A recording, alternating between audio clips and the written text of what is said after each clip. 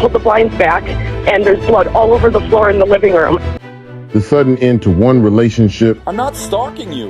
You left our kids to come here in the middle of the night. I saw your car.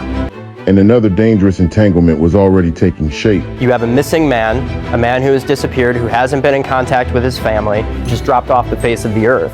They called him Houdini because he made a body disappear.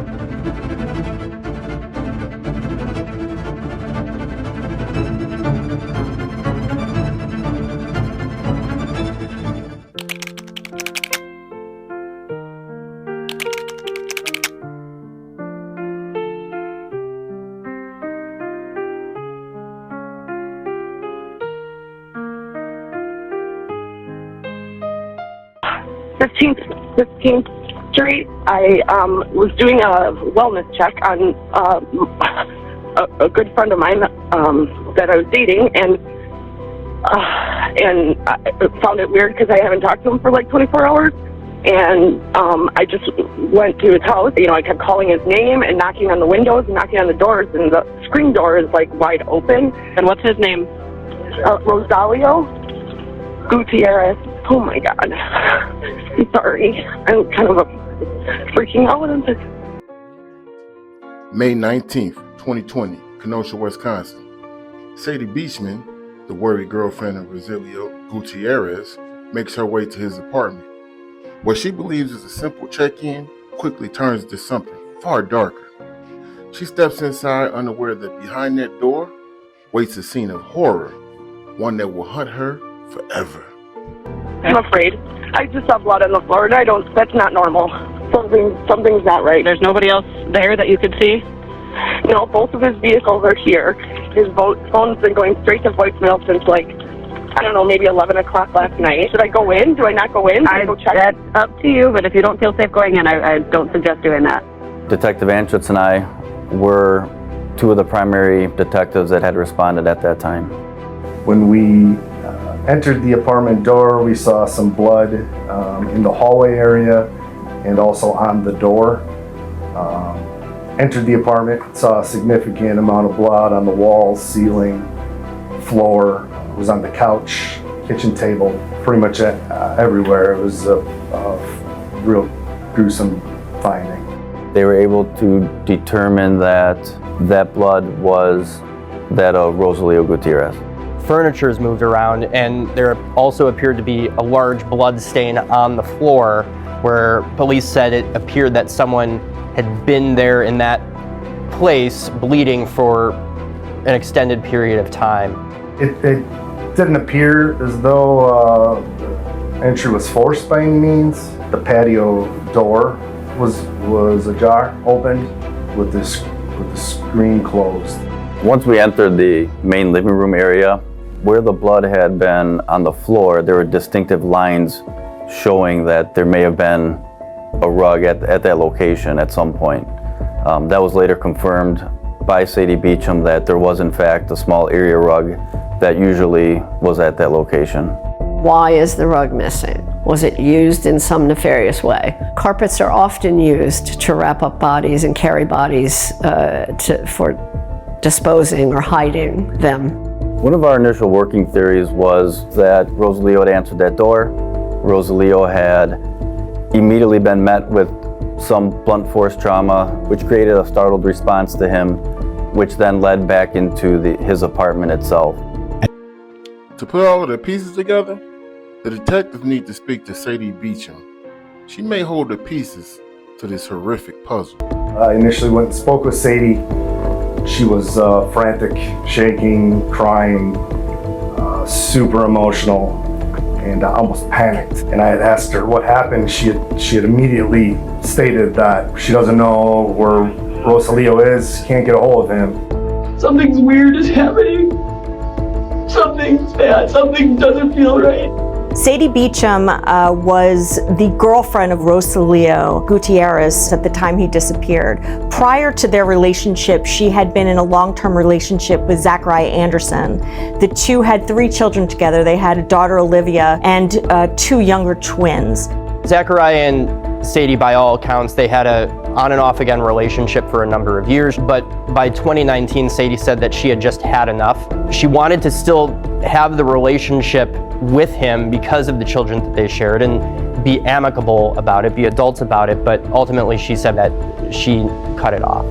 I've confirmed that you've taken an interest in other guys, and I've painfully enough, I've already done. It didn't sound like Zach was ready to end this relationship. Kept holding on. And the guy that stole the mother of my child. Anybody, he didn't steal anything. Yeah, all right. And I wasn't yours to steal. Sadie had come to the police department shortly after leaving the apartment. Sadie provided a lot of information regarding some concerning behaviors on the part of Zachariah towards the end of their relationship.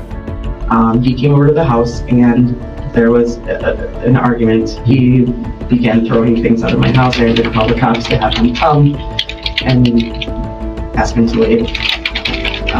So that was kind of a violent episode. That was not the first time. I tried to file a restraining order. I was afraid. I said, but I just want you to know, like, I'm done, with the relationship.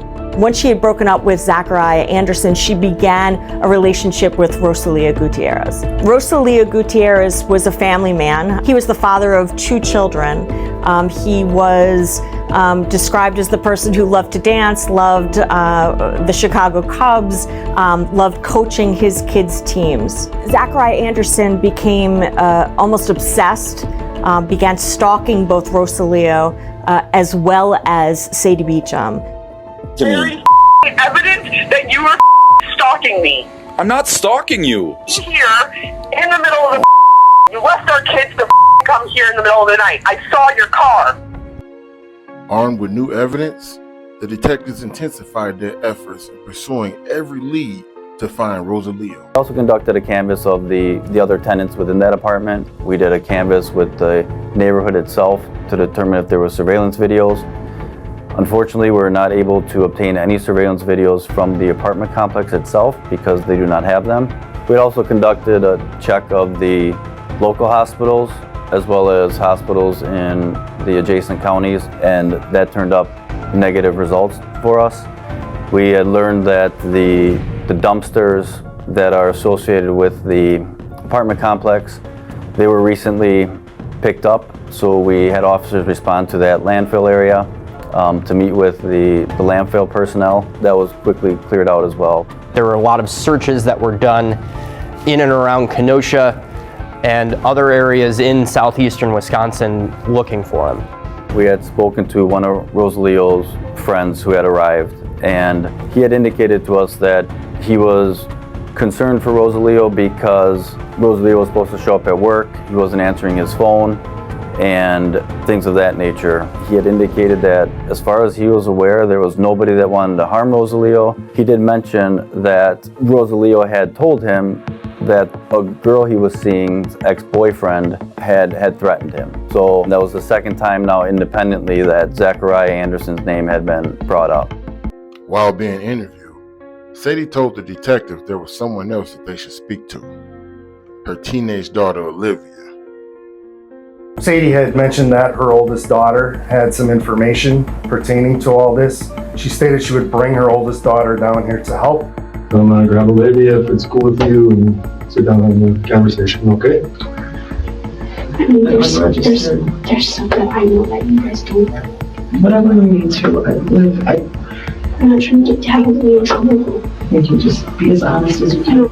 Zachariah Anderson became almost obsessed. He had gone to the home of his ex-girlfriend with his own 12-year-old daughter to spy on them. Dad had brought me that night and left the boys at the house. Are you serious? Holy are you serious?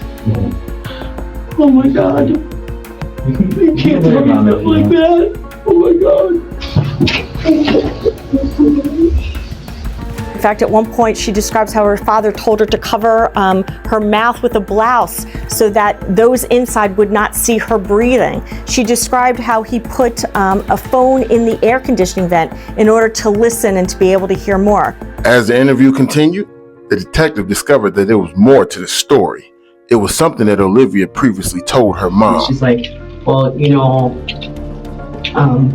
you should probably tell your friend to do something because Dad took his registration out of his truck. I'm like, he still has it? She's like, yeah, and he's not planning on giving it back. I'm like, well, what's he gonna do with it? And she's like, I don't know. He said he was gonna maybe have him followed for fun or something like that. It was alarming that Olivia knew everything that was going on and was actually acting as a pawn for Zachariah to spy on her mother, essentially. Your dad is unpredictable, and I don't know. You know that. I have no idea what he's capable of. I'm so scared. I know you are. You've been scared for about 3 months, right? She's freaked out for her own safety at this point. She was adamant that he was involved in this, and she feared that something may happen to her or the kids next. So, we have more than enough to charge stalking, okay? And I think we should proceed with that. Reason being, you know, obviously this isn't gonna get any better. So, we just have to make sure you're on board with it before we go about it. Yeah, I mean, I definitely want that. Based on the information that we had received from Olivia and Sadie that day, we knew we had enough to arrest Zachariah for stalking behavior. So although he is a person of interest on the possible missing person of Rosalio, we know he's our suspect in this stalking case. After Zachariah was arrested on the evening of May 19th, they bring him back here to Kenosha where we conduct an interview. Currently you are in custody, as you're aware. We're conducting an investigation prior to that, all right? Okay. So we're investigating a case of stalking involving your children's mother, Sadie. Sure. Can you kind of tell me what's going on, what's up with your guys' relationship, what's been happening, going on? She's had a list of accusations about me stalking her and otherwise, and I have gone to check some information on her. A couple occasions when I went to verify it, but making it this thing like I'm stalking her, I'm tracking her, I hacked her cell phone or whatever, take a like I didn't, okay? I mean, I hear what you're saying, but it's bull. It's bull. The same day Sadie reported her boyfriend Rosalio Gutierrez missing, the detective arrested and interrogated her ex-boyfriend Zachariah Anderson on stalking charges. Based on the detective's interview with Sadie Beecham and her daughter Olivia, the detectives were able to ask Anderson some key questions. You accidentally dropped your cell phone in her car, underneath the car seat. But I didn't track her on the cell phone. I dropped the cell phone. During our time with Zachariah, which lasted approximately an hour, Zachariah appeared to be a person who provided an excuse for every question that we had. I went to pull the boys out of the car seats or whatever and give them a hug. When I leaned forward, I dropped the phone in her car. And then when we would confront him about the information that was provided to us by Olivia or Sadie, he would then come up with a different excuse. I'm not hacking her cell phone. I'm not hacking her email. I'm not hacking her. I'm not stalking her. There's some things that I check. I would love to catch her, you know, getting high with her boyfriend just so I could say to the court, I deserve custody of my kids because this is how she spends 3 days a week. A lot of his behaviors he would blame on just trying to gather evidence for the court when he tried to get custody. But the behaviors were so bizarre in nature that they went beyond trying to gather evidence. What about his registration card for his truck? I don't know what the he did with his registration or what the stories are, or well, Zach must have done it. Zach does everything. I have no idea. When we talked to him about having a picture of the car title belonging to Rosalio, he said that he had been confronted about that numerous times and it's a lie. They're just trying to make him look bad. And Olivia independently had corroborated going with her father in April 24th to Sadie's residence and him wanting her to come see what her mom is doing. Did you look through the windows of the house and see someone in there? Yeah, the windows were open. I could look through windows and see. There's no blinds covering the back door. Did you take pictures? No. Did you take video? No. Did you take audio recording? No. Nothing. No, so you had the same bullshit accusations. Did you place any cell phones anywhere? No.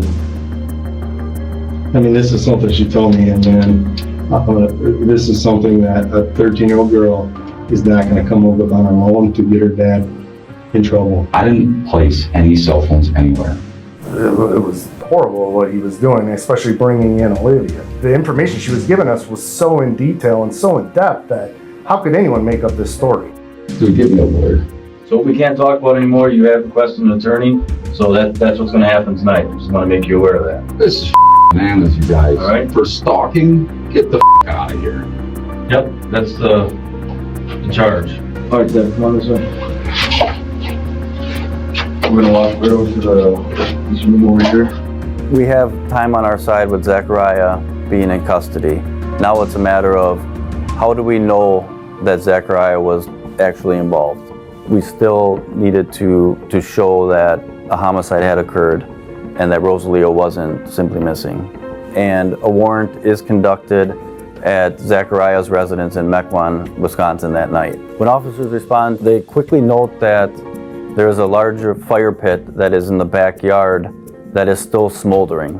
And why that was alarming to them was because that area had received approximately 6 inches of rain over the course of 4 days, which we knew that fire must have been very hot in order for it to continue to smolder.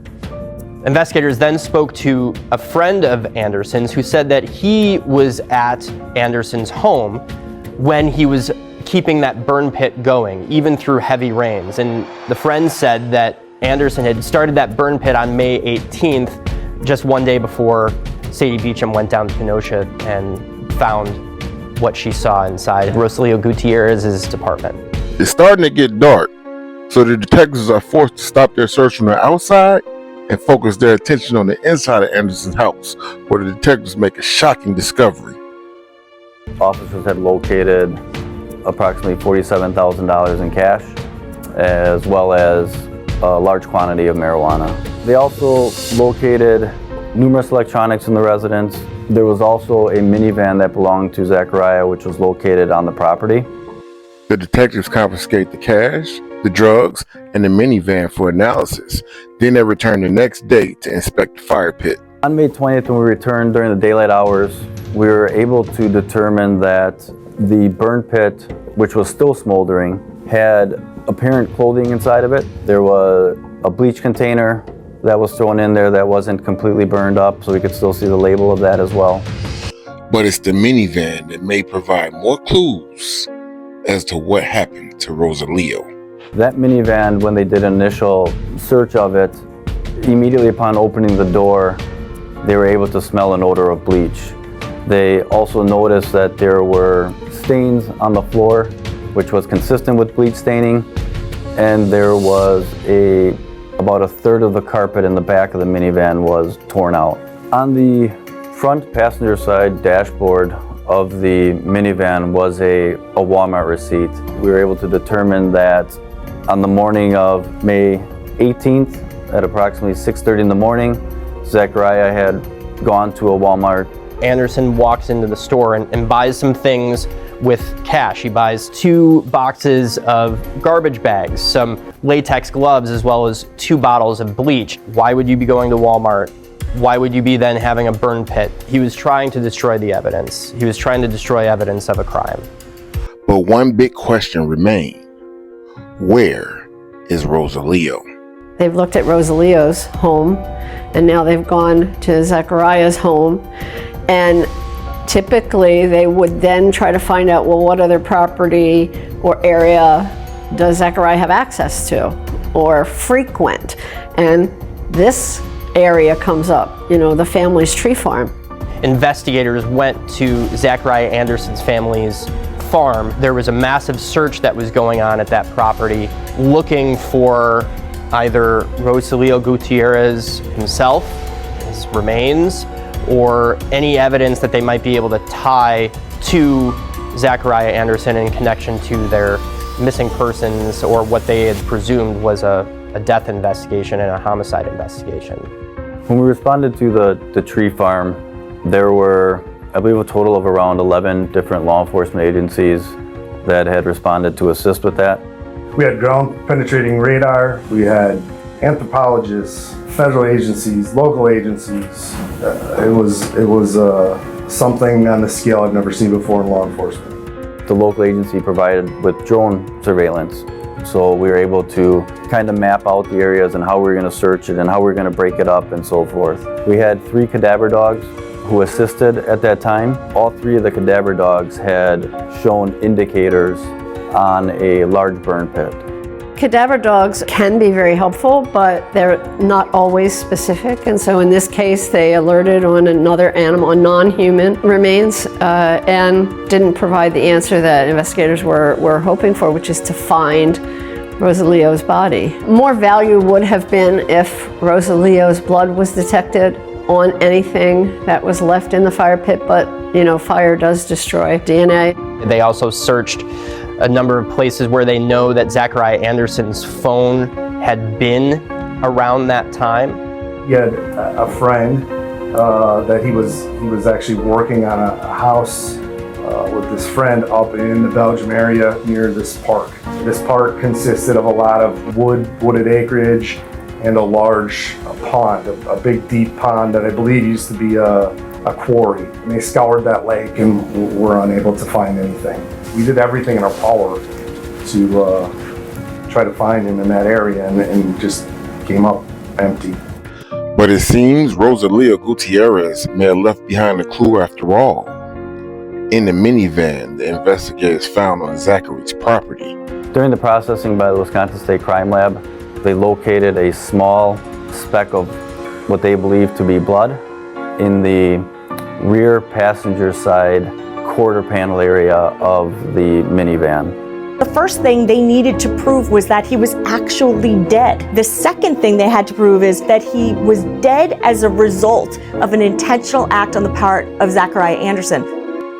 Detectives investigating the possible murder of Rosalio Gutierrez by his girlfriend's jealous ex finally get a break in the case when the forensics lab complete its DNA analysis of the mysterious spot located in Anderson's van. It took 8 days for them to process the vehicle and then get a positive hit on the DNA. Ultimately, that DNA matched for Rosalio Gutierrez. That was very much a turning point in the case, especially after our speaking with Zachariah and his own admittance that he's never met Rosalio. How does a missing man's blood end up in the back of a van that is owned by the prime suspect in the case? Now the police are investigating what they think is a murder. Even though Rosalio's body is gone, he's still trying to tell us what happened through the blood at the scene, through the drop of blood that's in the minivan, and he's still providing that information back to his family and friends of violence that happened to him. And the evidence against Zachariah Anderson keeps piling up.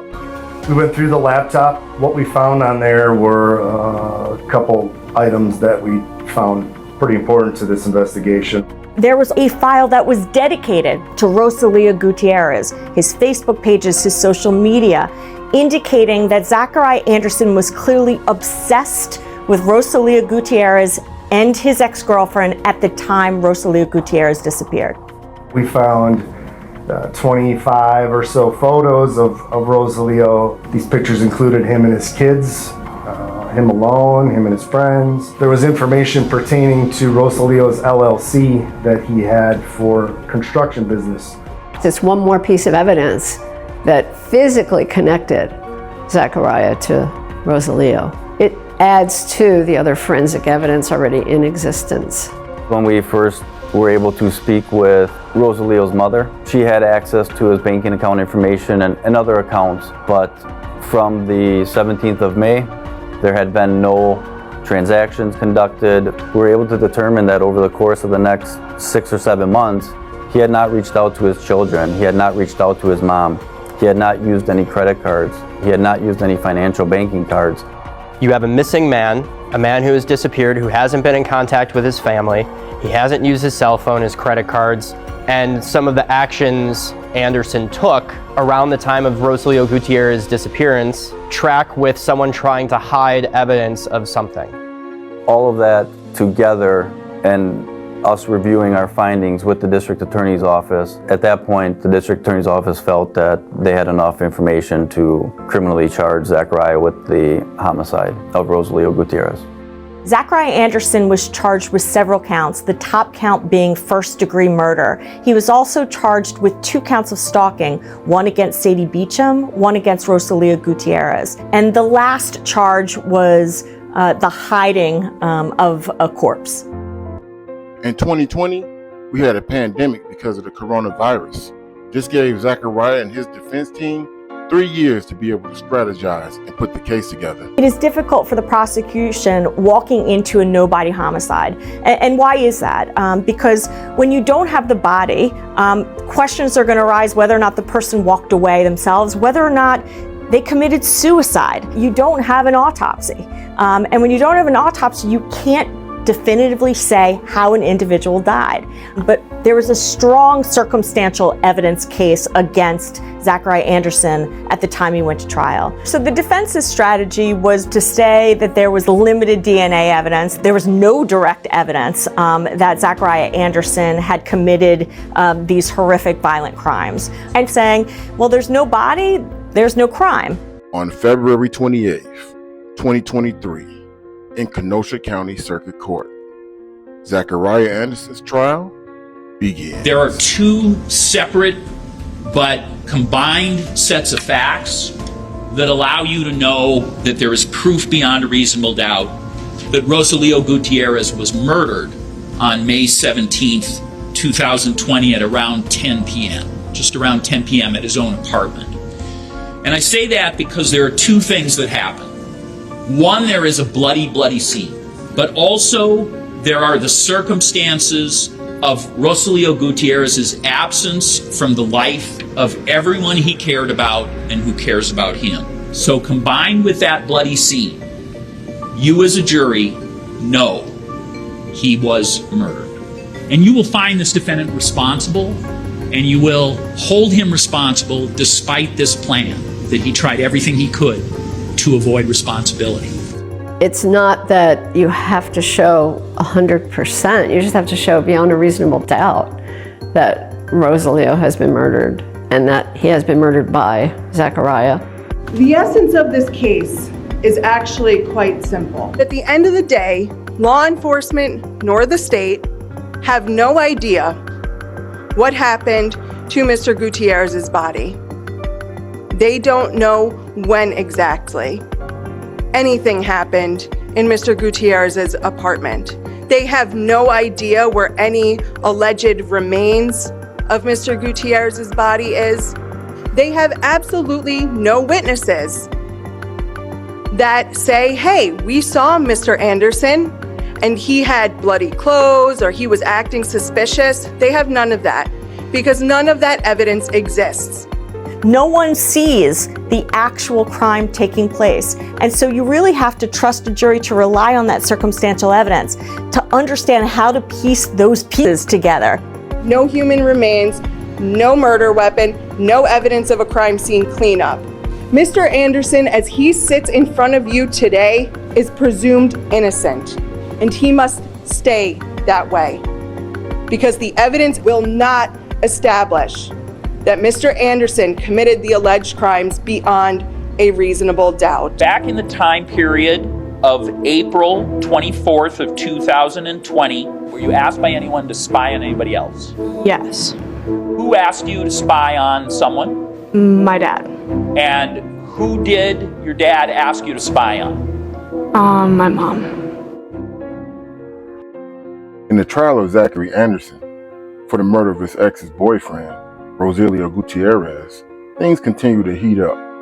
But of all the evidence presented, it was Sadie Beecham's daughter, Olivia, who truly stuck a fork in him. You will only hear verbal testimony from Olivia because she's a minor. At 14 years old, she now has to testify in front of her own father, an individual that she doesn't even necessarily call dad anymore on the stand, to explain to the jury what her role was in terms of eventually her father's acts in committing this brutal homicide. We went to the window and he looks at me and he says, before you do anything, go like this with your shirt to make sure that you don't get the breath marks on the window. So I'd just like to have the record reflect that the witness, Your Honor, pulled their shirt up, blocking their ability to sort of breathe on objects, covering their nose and mouth. After you were advised of that by the defendant, what's the next thing that happened? And I saw him sitting on the couch with my mother coming out of the bathroom. I don't know how any juror cannot feel compassion for this 14-year-old girl. There's one point during her testimony where she breaks down and she says, I didn't realize how hard this would be. I didn't think that it was going to be this hard. They were listening to music and laying there together. But something happened during Olivia's testimony that made everyone speechless. So where do you guys go next? Back to my dad's house. Okay. When you get back, what happens next? I walk in. He tells me to get some sleep.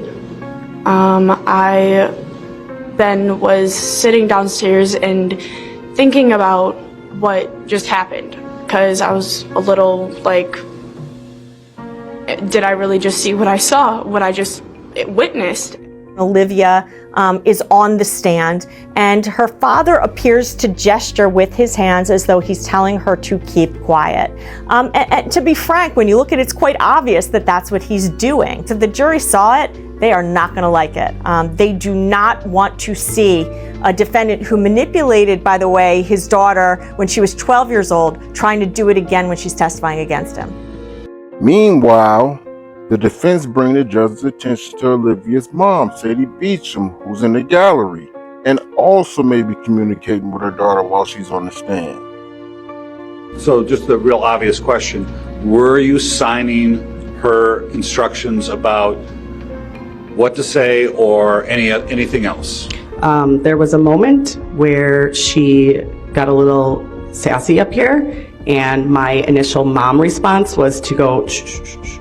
So if I did that, that would have been the only thing that I can recall I did. The mother did have a response at some point when her daughter was testifying. I distinguish that from that of Zachariah Anderson. I think Zachariah Anderson appeared more intentional with a desire to have his daughter keep her mouth shut, whereas I think the actions of Sadie Beecham was more the natural reaction of a mother when her daughter's acting up to try to just kind of without thinking say shh, shh, shh, almost that noise that we all do when our kids are acting up. I have been watching both the defendant and the child's mother, and believe me, nothing that would be, in my opinion, an effort to influence the child in any way or make this more difficult will be tolerated, and it will be addressed rapidly. Under the judge's watchful eye, the trial continued with Sadie Beecham's testimony, and she faced some pretty tough questioning by the defense. Do you remember receiving a message from Mr. Gutierrez on March 3rd, 2020? And this is based on a conversation that you must have had with him about issues you had with Mr. Anderson. I explained to him that I was very afraid that he was tracking me and that he was also trying to take the kids. Then Mr. Gutierrez responded to you that same day, 7:30 a.m. Babe, I can stake out by your house tonight like a detective, LOL. And then he said, or option B is ... well, I do know people. Okay. You received that message from him? Yeah. And then you responded back on March 5th, 2020, oh, I definitely thought about a plan B, LOL. On March 5th, 2020, you're already having conversations with Mr. Gutierrez about how you need to plan something against Mr. Anderson, correct? No. That's not what we just read. No. You weren't talking about a plan A or a plan B. I was not talking about a plan anything. In a sense, they're threatening messages. I'm not sure that they amounted to actual threats. You had given Mr. Gutierrez some information about where Mr. Anderson lived, correct? I may have. And this was after the one below you said, well, I guess if he has your info, you should have his. And he says he can have all my info. I want him to know exactly who beat his ass up, correct? Then he says there needs to be consequences for his actions, correct? Correct. If you accept those texts to be true, then it indicates that there was some type of altercation between Zachariah Anderson and the victim. There was no evidence that Rosalio Gutierrez went to the home of the defendant. There was no evidence that he ever confronted him in any way. In fact, the evidence was quite the contrary. The evidence was that everything happened at Rosalio Gutierrez's home. And that is not an indication of Rosalio looking for a fight. Then the next step was, well, how do we prove that Zachariah Anderson killed him and he did so intentionally? To address that point, the prosecution put Marquand Washington on the stand, a cellmate of Anderson's. What did the defendant tell you about how he committed the case that he's charged with and what the circumstances were? He said that he had seen this person, and he said he stabbed him and he blacked out, and he said he eventually wrapped the body up in garbage bags and got rid of the trash. He threw the trash out. Okay. And I asked him, what did he mean by that? And I said, what, like dumpster or trash? And he said, once it's gone, it's gone.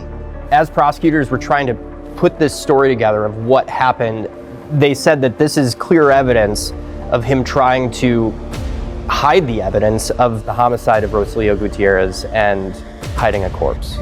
Were you aware of the nickname that some people had given the defendant? Yes, a lot of times people would say Houdini. And did the defendant talk about why people were calling him Houdini and describe, what that was about to you?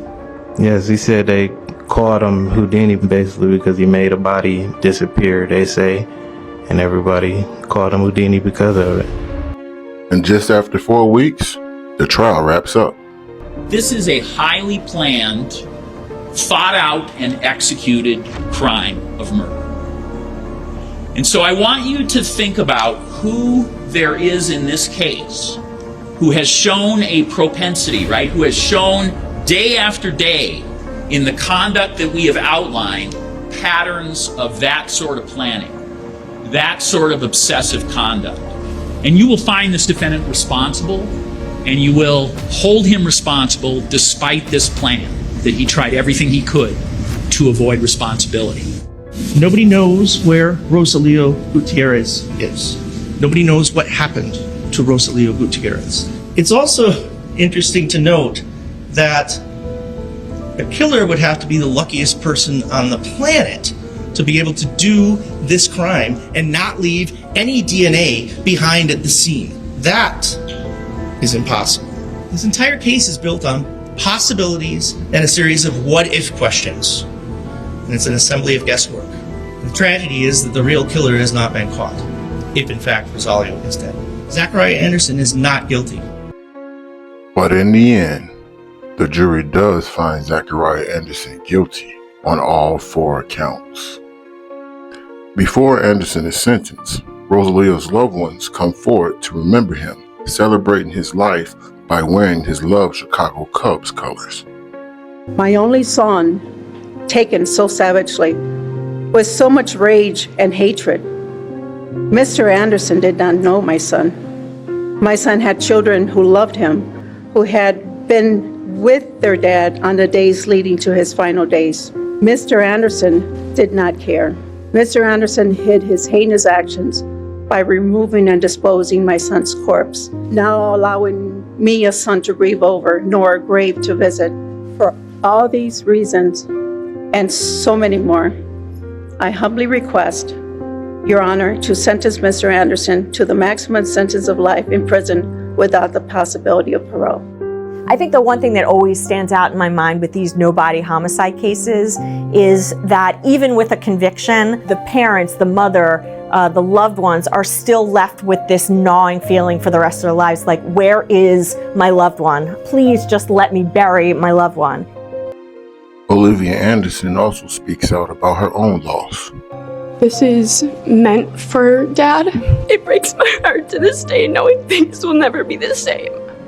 Little did I know, I was already trapped. Trapped in a mindset I couldn't free myself from.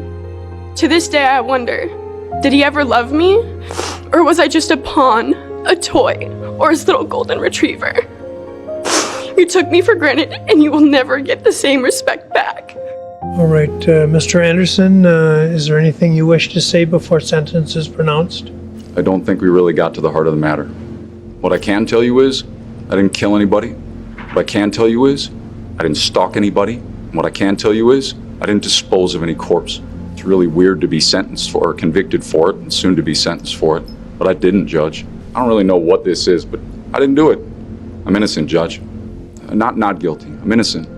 His statement at sentencing was very typical of Zachariah Anderson. It was very comparable to our interview with him. He had a reasoning for things, and there was always a reason for it. It was very typical of who he was.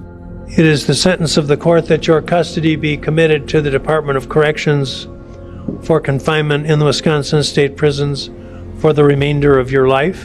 Throughout my career, at least I'll say, there's been a lot of investigations that I've worked, crimes that I lose sleep on. However, this one I still think about a lot and replay everything we've done up until this point.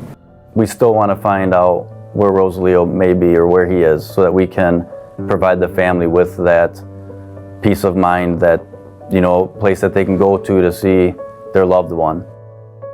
So what do you think? Without a body, was justice really served? Is Anderson guilty, or is there more to the story than what we've been told? Drop your thoughts in the comments, and make sure to subscribe and tune in next time on Midwest Crime Files, where we tell the stories of the ones who can't.